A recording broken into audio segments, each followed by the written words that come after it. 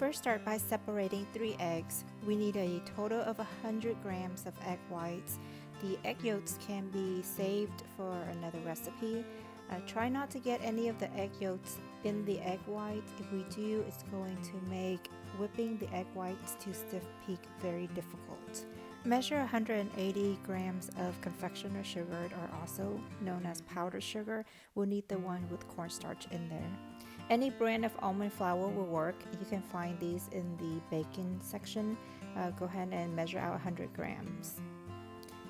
Once all of your ingredients are measured out, we'll combine them and sift them. French macarons have this classic, smooth, soft, shiny surface to the texture of their shells. And to get that appearance, we do have to combine the almond flour and the confectioner sugar together and sift it so that we can get rid of the larger particles. The finer we can get the almond flour and the confectioner sugar, the smoother the surface will be once you bake the shells. These are the larger pieces that are left after it's been sifted. If we leave these, your shells are going to have clumps on them. So go ahead and just toss them or just use them as snacks. Once they are sifted, add them to a food processor. Again, we want the powder to be as fine as possible. The finer the powder is, the smoother, shinier your macaron shells will be. Pause it for about 30 to 45 seconds. That should be good enough. If we overmix it, the almonds that are still in there can cause moisture to build up, and that's going to lead to a runny batter later when we fold them in.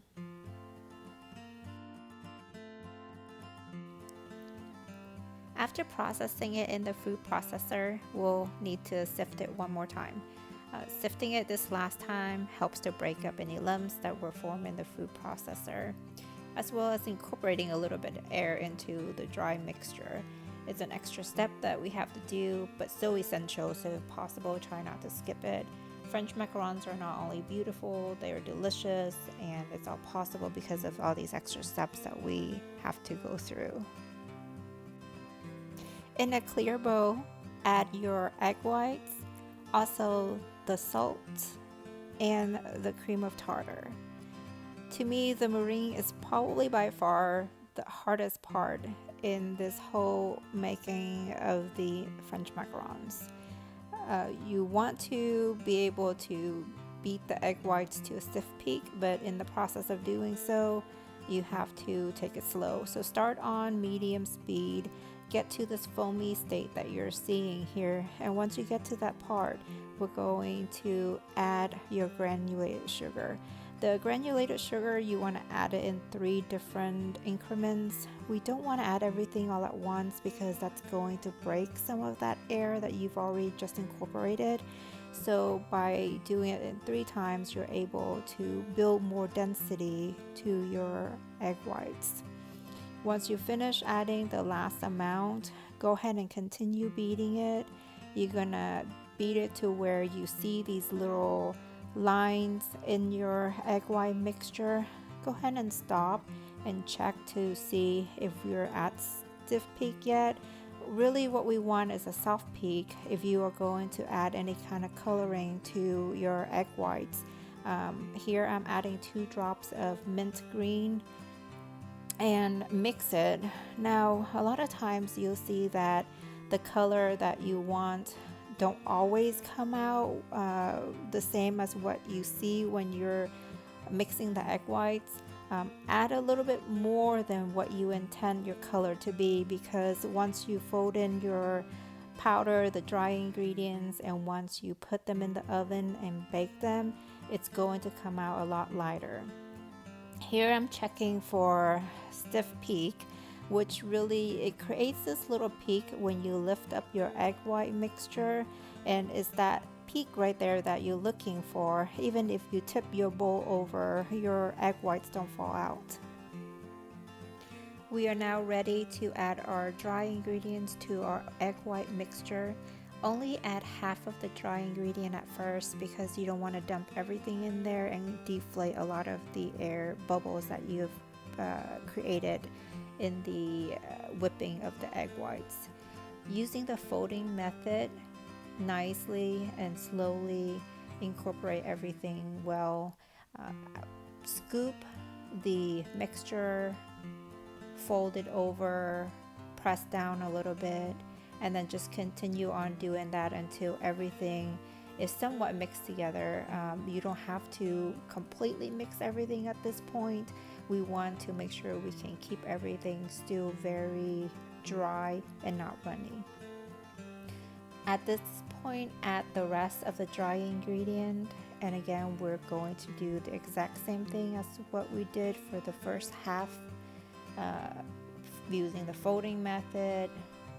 Scoop from the bottom, fold it over, and continue to turn your bowl as you're doing this. And again, this time do try to mix it pretty well. That way we can have everything well incorporated, and once we move on to the next step, then we just have to worry about deflating the air. So as you can see, I'm pressing my spatula against the wall of this bowl pretty hard.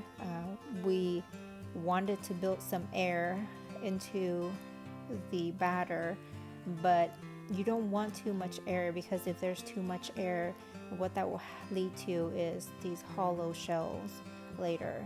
So take out as much air as you possibly can without making the batter runny. So just keep on pressing it against the side of the bowl a few times while you're doing it. Do check your batter every round that you do. If the batter is clumpy still and just falls off of your spatula and it's still big large clump instead of flowing nicely like this, then it's not ready. So the way to check to see if it's ready is doing the figure 8. Take up a large amount of batter on your spatula and then try to draw the number 8.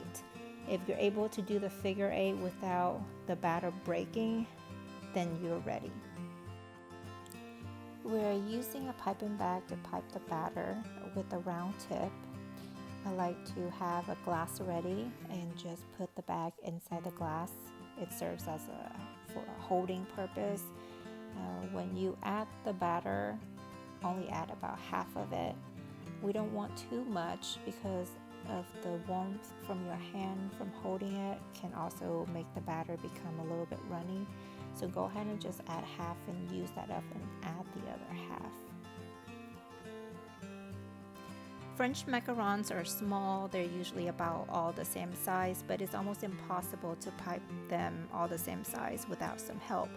I use these templates. They can be found on Pinterest. Put them over your baking tray and line the template with parchment paper. When you're piping your macaron shells, just keep in mind that the batter will spread a little once you are done with piping. So try to stay within the circle or just a little bit outside. Don't go too much because then you end up with really large macarons.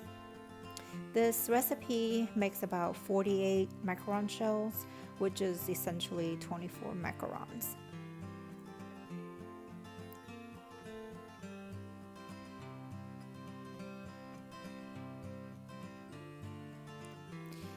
If you look at the first line of the shells I'm piping right now, you will see there are little peaks on top as I'm pulling my piping tip away.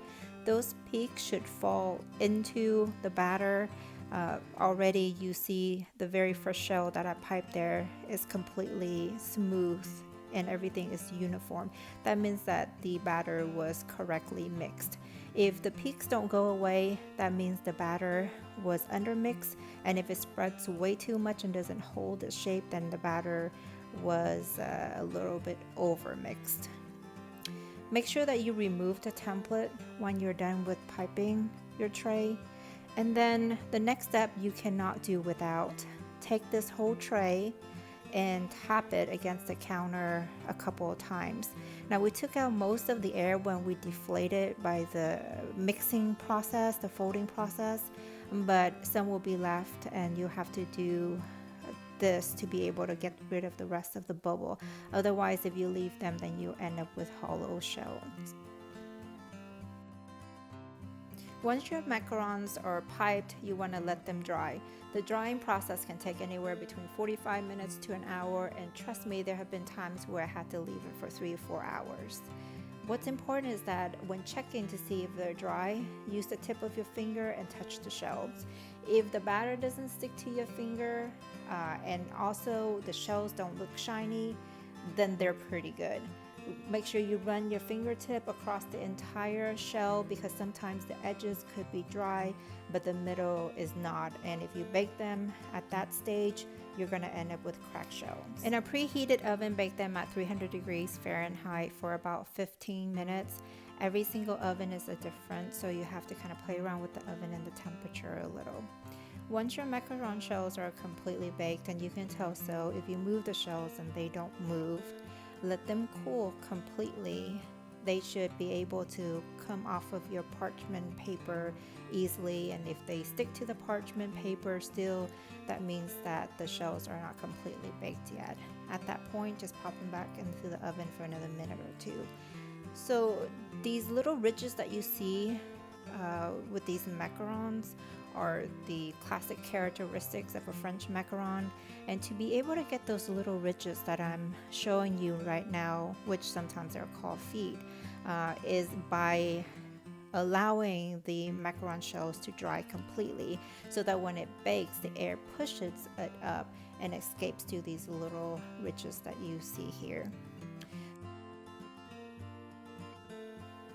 While your macarons are cooling down, we can prepare our fillings. Now, fillings for these macarons can be anything you like.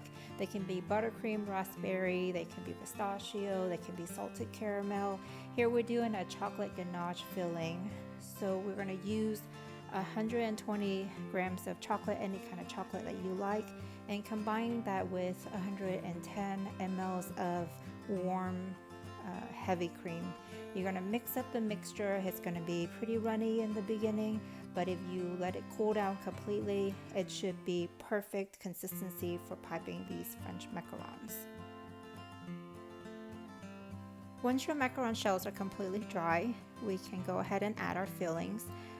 You want to select 2 shells that are pretty similar in size and pair them up together. We made that chocolate ganache. Remember, it was runny. Here you can see the consistency is perfect for piping this French macaron. So French macarons are absolutely delicious. They are amazing to eat. They look very, very beautiful, but they are a little bit hard to make, very finicky, and it requires a little bit of techniques. I truly hope that you like this video, and please share with me if you do make this recipe. Please hit the like button below, subscribe, and comment with any questions, and I promise I'll answer you.